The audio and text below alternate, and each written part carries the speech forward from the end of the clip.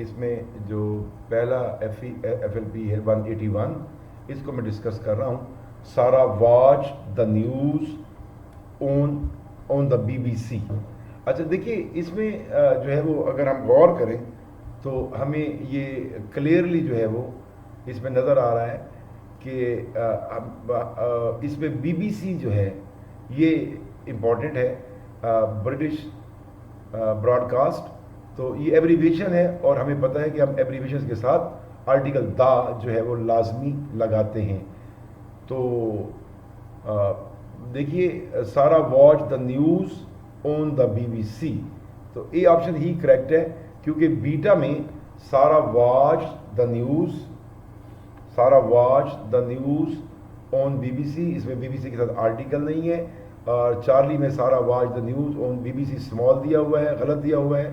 और जो डेल्टा में सारा के बाद कॉमा भी गलत है, और वॉच द न्यूज़ कॉमा गलत है, और फिर ऑन BBC के साथ आर्टिकल मिस है। तो हमारी ए ऑप्शन जो है वो करेक्ट है। उसके बाद हम बढ़ते हैं 182 की तरफ। तो ये कहते हैं comprehend the key vocabulary. Vocabulary का एक वर्ड दिया हुआ है प्रोफाउंड, और इसकी ऑप्शंस हैं शैलो, बीटा है सुपरफिशियल, चार्ली है सरफेस, और डेल्टा है एब्सोल्यूट। बेटा इस तरह का जब सिनोनिम आता है तो मैंने आप लोगों को क्लास में एक असूल छोटा सा बताया था, और मैंने ये बताया था कि हमें ये देखना होता है कि ये लफ्ज़ जो प्रोफाउंड है ये क्या है, यानी पार्ट्स ऑफ स्पीच में ये क्या है। तो ये एडजेक्टिव है, तो हमें जो है वो इसमें देखना होगा कि एडजेक्टिव कौन कौन से हैं। तो मुझे तो शैलो भी एडजेक्टिव लग रहा है, सरफेस नाउन है, ये ऑप्शन से निकल जाएगा, सुपरफिशियल एडजेक्टिव है, और एब्सोल्यूट भी जो है वो एडजेक्टिव है। अब 3 बच गए। अच्छा, अब शैलो और शैलो जो है वो खाली को कहते हैं, हमने गैस करना होता है। शैलो सतही को कहते हैं, और सरफेस भी सतही को कहते हैं। ये सिनोनीम हो गए, तो लिहाजा एक यानी 2 सिनोनीम्स तो हो नहीं सकती, 2 ऑप्शंस। तो इसका मतलब है शैलो और सरफेस दोनों ही हमारी ऑप्शन से निकल गए। बाकी बच गया सुपरफिशियल, बीटा सुपरफिशियल। तो सुपरफिशियल भी जो है वो मसनूई या शैलो ही की सेंस में इस्तेमाल होता है। इसका मतलब है शैलो, सुपरफिशियल और सरफेस तीनों ही तकरीबन सिनोनीम्स हैं। तो हमारे पास एक ही ऑप्शन जो है वो बच जाती है, और वो डेल्टा है, एब्सोल्यूट है। प्रोफाउंड का मतलब होता है मुकम्मल, ठोस, सॉलिड, एब्सोल्यूट। तो डेल्टा ऑप्शन जो है वो हमारी करेक्ट है। आगे बढ़ता हूँ 183 की तरफ। Choose the correct spelling of the word. तो स्पेलिंग जो है, लफ्ज़ आप देख रहे हैं अनएडल्टरेटेड है, तो इसमें अल्फा ऑप्शन में जो है वो AED दिया हुआ एंड पर, गलत हो गया। तो बीटा में जो है वो उसने फिर जो है वो TERADUNADLULE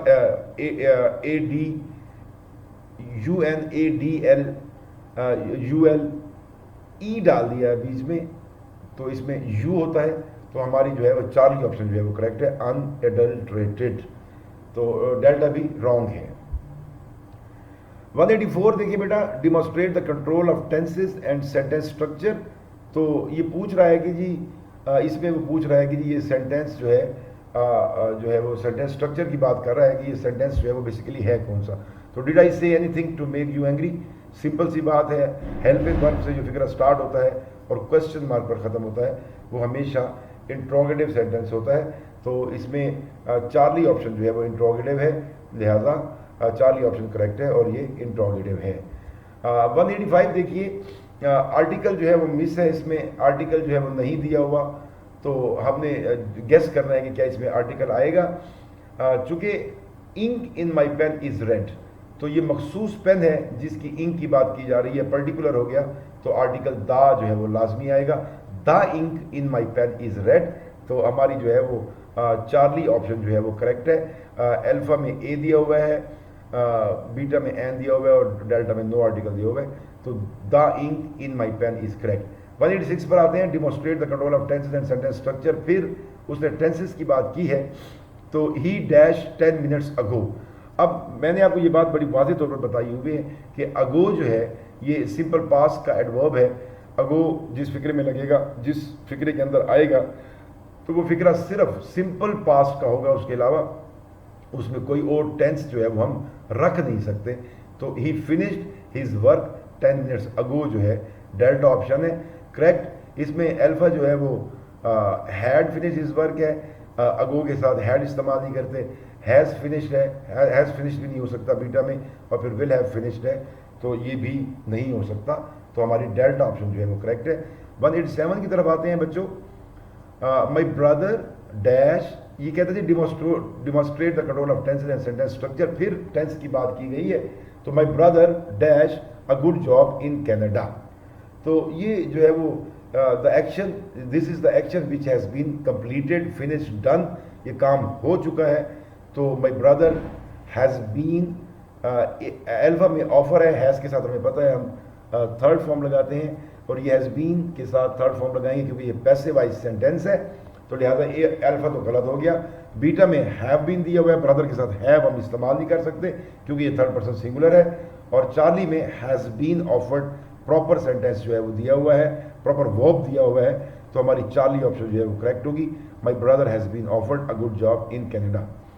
comprehend the correct use of adverb है, हमने इसमें जो है वो एडवर्ब लगाना है। अल्फा ऑप्शन देखिए, he could not move among the runners more quickly. तो बात यह है कि हमें ये पता है कि एडवर्ब जिस वर्ब या एडजेक्टिव या किसी एडवर्ब को जब क्वालिफाई करता है तो ये उसके साथ अटैच होता है, उसके बाद आता है। तो चूंकि यहाँ पर जो है वो मोर और क्विकली जो है वो सर्टेनली वर्ब मूव को क्वालिफाई कर रहे हैं, तो इनको उनके साथ अटैच होना चाहिए।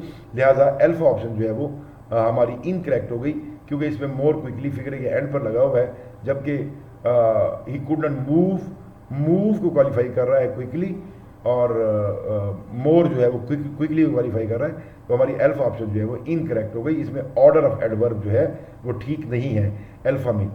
बीटा में देखिए, he could not move quickly more, तो हमें इस बात का पता है कि पहले एडवर्ब ऑफ डिग्री या फ्रीक्वेंसी, और उसके बाद मैंने आपको ऑर्डर ऑफ एडवर्ब जो है वो करवाया था, और उसमें मैंने ये बात जो है वो हमने उसमें ये बात हमने पढ़ी थी कि पहले जो है वो फ्रीक्वेंसी आएगा और उसके बाद एडवर्ब ऑफ मैनर आएगा, तो लिहाजा बीटा ऑप्शन जो है वो इनकरेक्ट हो गई, क्विकली मोर जो है वो नहीं हो सकता। चार्ली देखते हैं, ही could not move more among runners quickly, ये तो बिल्कुल ही ऑर्डर जो है वो बिल्कुल ही डिसअरेंज्ड है, तरतीब है ही नहीं फिक्रे की। और डेल्टा में देखिए, he could not move more quickly among the runners, तो ये करेक्ट ऑप्शन है। ही कुड नॉट मूव क्विकली और फिर मोर क्विकली, मोर चूंकि क्विकली को फॉलो कर रहा है तो इसे क्विकली से पहले होना चाहिए अमंग द रनर्स, तो हमारी डेल्टा ऑप्शन जो है वो बिल्कुल करेक्ट और एक्यूरेट है। 189 की तरफ बढ़ता हूँ। Comprehend the correct use of preposition, तो हमें पता है कि कंपोज्ड ऑफ होता है, तो लिहाजा हमारी जो करेक्ट ऑप्शन होगी वो कंपोज्ड ऑफ के साथ ही होगी। Our class is composed of 30 students होती है, तो अल्फा ऑप्शन ही करेक्ट है।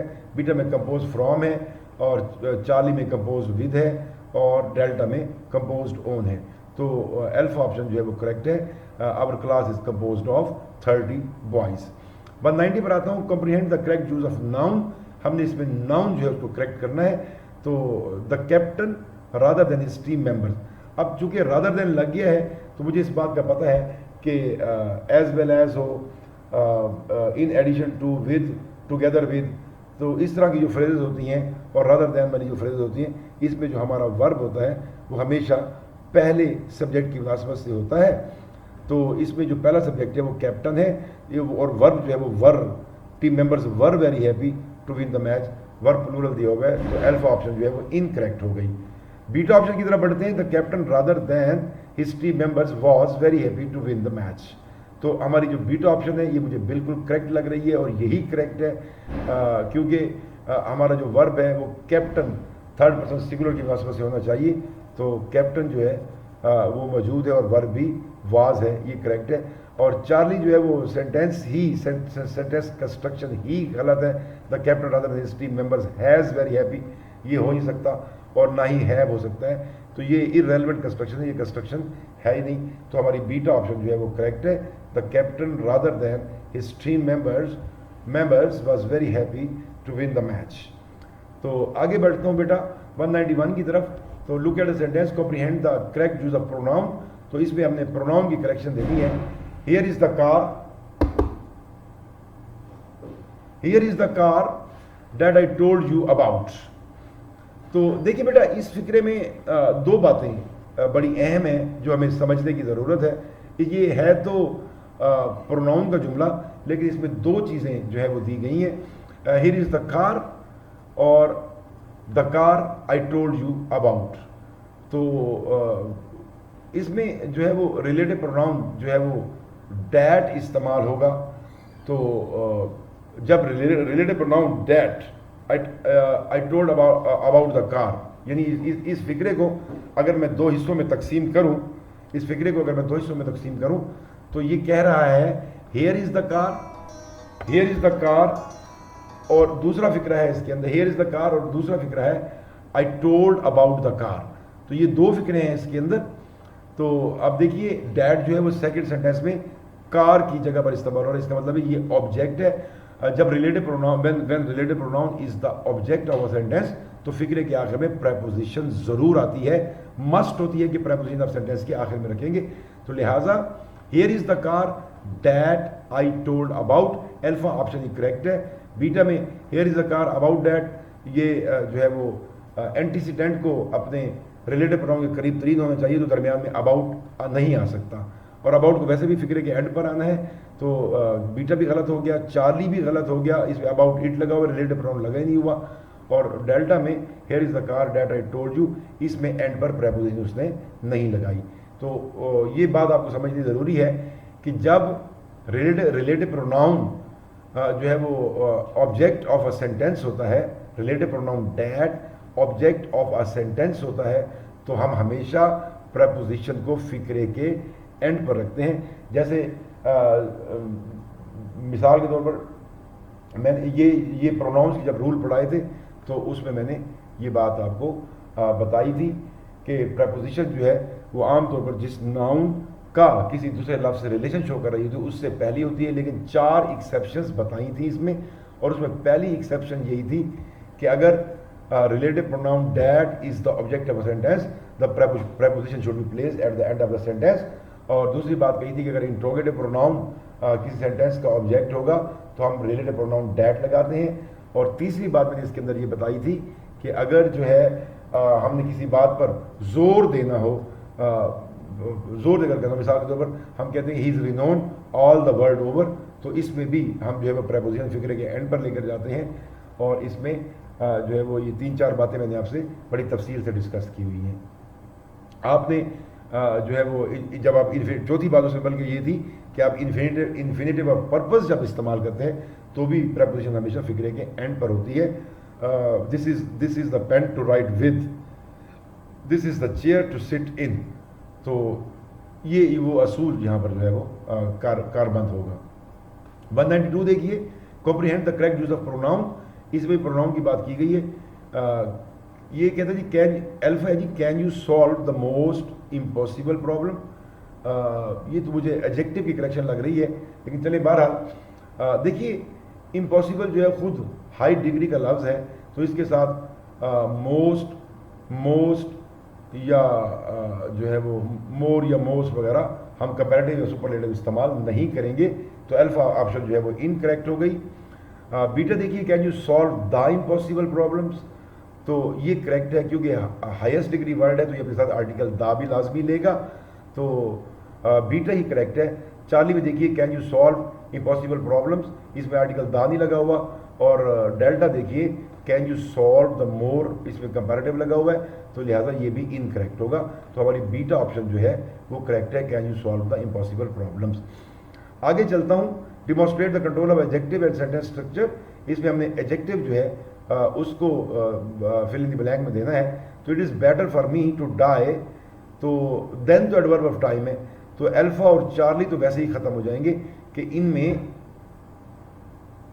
इनमें जो है वो देन लगा हुआ है और देन एडवर्ब ऑफ टाइम है। तो अल्फा और चार्ली तो मैं देख रहा हूँ कि ये इनकरेक्ट है, दोनों में देन लगा हुआ है। और बीटा में देन टू शेड है और डेल्टा में देन शेड है।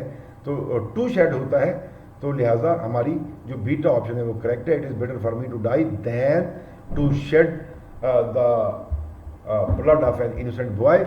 ये आपकी जो फर्स्ट ईयर की बुक है वो जो गुलिस्तान सादी है उसकी जो तीसरी टेल है ये फिक्रा उसमें से लिया गया है और उससे उसी से ही जो है वो ये डिस्क्राइब किया गया है। 194 पर आते हैं बेटा, demonstrate the control of article and sentence structure. तो जाहिर है एबल लगा हुआ है, able man has not always a distinguish look. तो सिंपल सा जुमला है, इसमें article an able man has not always a distinguish look, तो आर्टिकल एन आएगा, इसमें एन आएगा, एन करेक्ट है। और अ डिस्टिंग्विश्ड लुक होना चाहिए, इसमें मिस्टेक है, तो ये चूँकि एडजेक्टिव है डिस्टिंग्विश, तो डिस्टिंग्विश्ड होना चाहिए। तो 194 जो है वो इसका अल्फा जो है वो करेक्ट है। 195 की तरफ आते हैं, demonstrate the control of Geraint and sentence structure. तो जेरेंट की करेक्शन हमने जो है इसके अंदर करनी है। अगर हमें ऊपर स्टेटमेंट देते तो हमारे लिए काफ़ी आसानी हो जाती है कि ये फिक्रा जो है वो किस पार्ट ऑफ स्पीच की करेक्शन है। तो he was angry having lost all his money.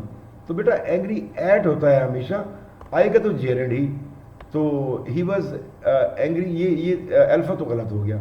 अच्छा, फिर उसके बाद चूंकि ये परफेक्ट पार्टिसिपल है तो हैविंग के बाद जो है वो थर्ड फॉर्म का आना बहुत ज़रूरी है, तो बीटा भी हमारा जो है वो इनकरेक्ट हो गया।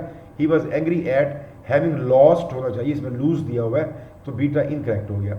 चार्ली वैसे ही इनकरेक्ट है कि इसमें एट हैव लॉस्ट दिया हुआ है, और फिर डेल्टा करेक्ट है, he was angry at having lost all his money, तो डेल्टा हमारा जो है वो करेक्ट है। 196 की तरफ आते हैं, demonstrate the control of infinitive. इसमें हमने इन्फिनेटिव देना है, तो फिक्र है जी ही इज़ वेरी इनएक्सपीरियंस्ड। देखें इसमें दो चीज़ें जो है वो दी हुई हैं। ये परफेक्ट इन्फिनेटिव है, तो वेरी एक्सपीरियंस और आगे फिर टू लगा हुआ है, तो फिर वेरी के साथ टू तो नहीं, फिर टू ही इस्तेमाल होता है, तो लिहाजा अल्फा तो करेक्ट हो गई। तो बीटा में ही is to in experience, to be make है, बी के बाद थर्ड फॉर्म होती है हमेशा, तो लिहाजा ये भी गलत हो गया। He is to in experience to be made manager, Charlie he जो है वो करेक्ट है बिल्कुल। और डेल्टा में ही इज़ टू इन एक्सपीरियंस, और फिर उसमें एज टू बी का इजाफा किया हुआ है, तो ये जो कोरिलेटिव TOO और TO2 होता है, इसके दरमियान फिर एज की कोई गुंजाइश नहीं बनती। तो 197 की तरफ बढ़ते हैं, demonstrate the control of connective and sentence structure.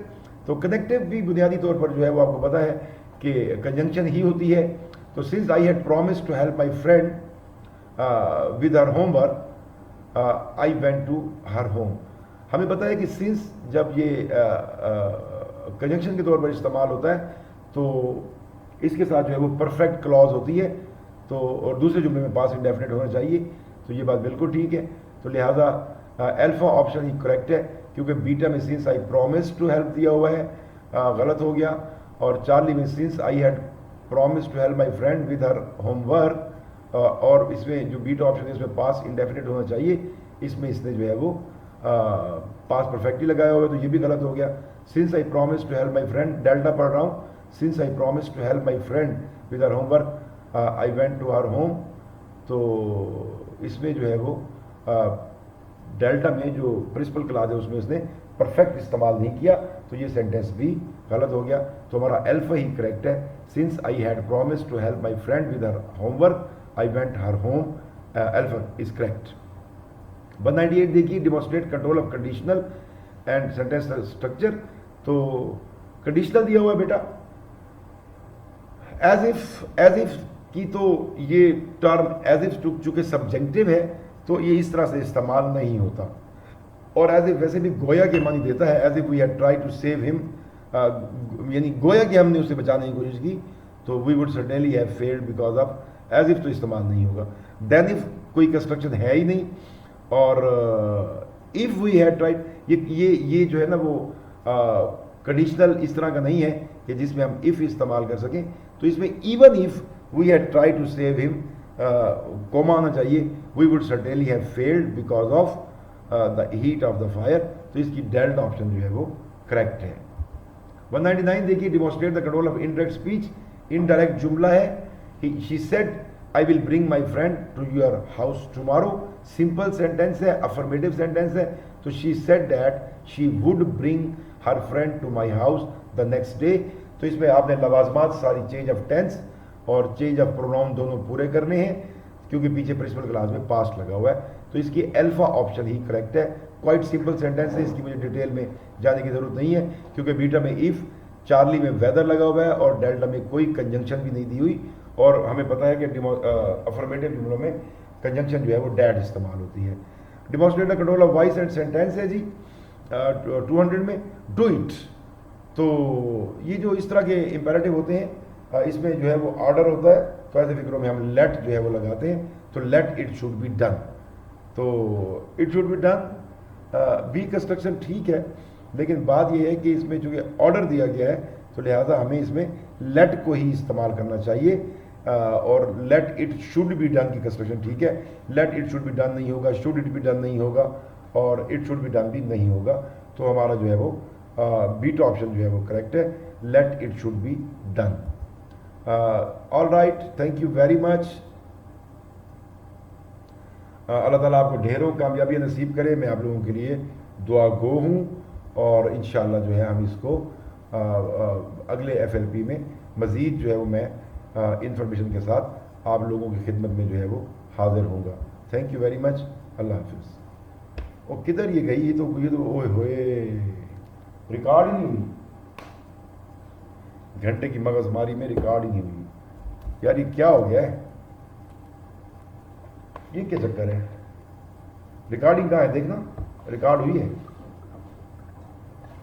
आज वो मामू नहीं है, मामू जान, अच्छा वो घर गए हुए हैं। यार बेटे ये बंद कैसे हो गया है? वो रिकॉर्डर खुला ही नहीं। Shit shit shit shit shit हो रही है।